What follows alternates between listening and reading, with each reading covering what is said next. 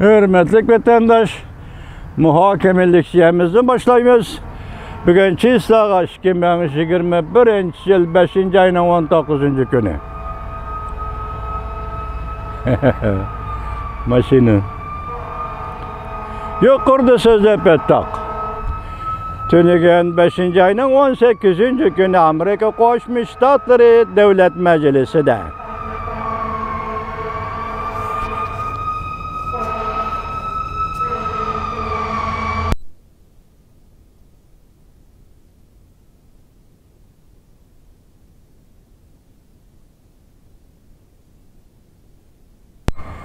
Tünügen 5. ayının 18. günü Amerika Koşmuş Ştatları Devlet Meclisi de guahlık beriş yığını ötküzüldü.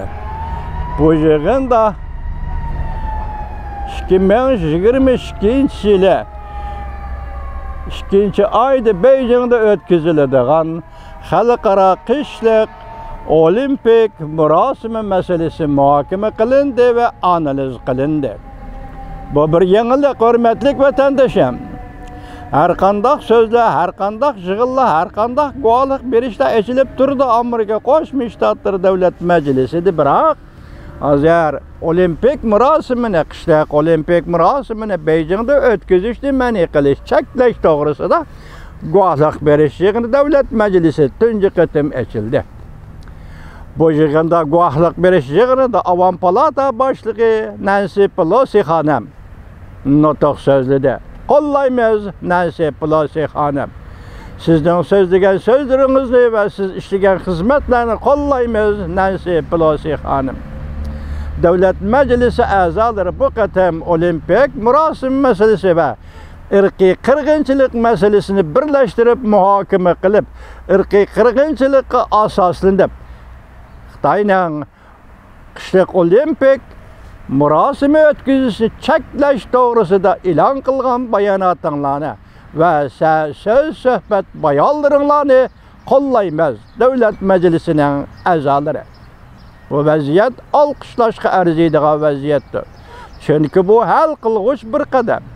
Halkara cemiyet cüngüğü hürmet inavet berişi gerek mi şundak vakitte? Ya ki halkara cemiyet ırk yoktu siyasını yol kıyıvatkan cüngü Kompartiyası hükümetiga onun kılmışı cazalaş için bir sorun tayarlaş gerek mi bu şundak peytte? Del bu şundak peytte Amerika Koşmuş Ştatları Devlet Meclisi'de ötküzülgen guahlık beriş yığını ve bu yığında 3. kol rehber Amerika'da Nancy Pelosi hanımın sözlügen sözlerini yana bir tekrarlayımız vatandaşlar, kollayımız. Bu kıtım bu ötküzülge olimpik yığını eğer ötküzülse ve ya ki cüngüğü ruhsat kılınsa bu 2. kıtım olimpik murasimi ötküzgen buludur. O 1. kıtım 2008 yılı şundak murasimi ötküzdü. Halkara cemiyet çektiğimizi de çekleyelmedi. Belki Xitay hükümeti haddidin eşep 2 rayon. 2 abdunum rayon. Uyguristan, Şinjan Uygur abdunum rayonida. Tibet abdunum rayonida 2 çoğu zor vaka payda kıldı. Mesela Qashqarda bir maşini bilen askeri kısımlarını besip öldürüş vakası. Bu arkalık cüngü grey dallarıqı signal verdi cemiyet. Kepsizlik kılma bombasa Uyguristan'da Uygurlar ala topulan götürüdü demekçi bol. 2. kıtımda 2008 yıl 3. ayının 14. günü Tibet'te yüz bergenlik hasa vakası. Xitay hükümeti özü teşkilledi, özü orullaştırdı. Tiyatrını özü yazdı, özü rejisörlük kıldı dep görsetti şu vaxtada Dalai Lama. Xitayning bundaq oldini elişi olimpik murasimi ötküzüp atkan peytde Tibetlerde ve Uygurlarda kötürülüş yoki ranglik inqilabning yuz berish ehtimolligidan cho'chidi. 2 meydan qirg'inchilik, 2 meydan bostirish, Uyg'uristonda bostirish ve Tibetda bostirishni ishga oshirdi. 2008 yılı Xalqaro olimpik yig'inni Beijing'da o'ng'ishli o'tkazdi. Endi bu navbat yana yetib keldi. 2015-yili berilgan huquq, ya'ni olimpik murosimining qishliq murosimini Beijingda o'tkazishga berilgan huquq. O 2015-yildan boshlab mushu huquqqa erishishlar atisidan boshlab Uyg'uristonda jazo lageri qurib chiqdi. Uyg'uristonda dahshatli bostirishni yo'lga qo'ydi. Har xil shakllar bilan bostirishni yo'lga qo'ydi. Bugungacha mana Nancy Pelosi xonim dedi, Avam palata boshlig'i va Chris Smith dedi, Avam palata a'zosi, Jim McGovern dedi, Avam palata a'zosi. Davlat rahbarlari dediki, hozir Uyg'uristonda etnik qirg'inchilik, ya'ni irqiy qirg'inchilik davomlashyapti. Men boshda aytdim, shuningga yarasha bu qatam davlat majlisida yangi bir ism o'tirg'i chiqdi.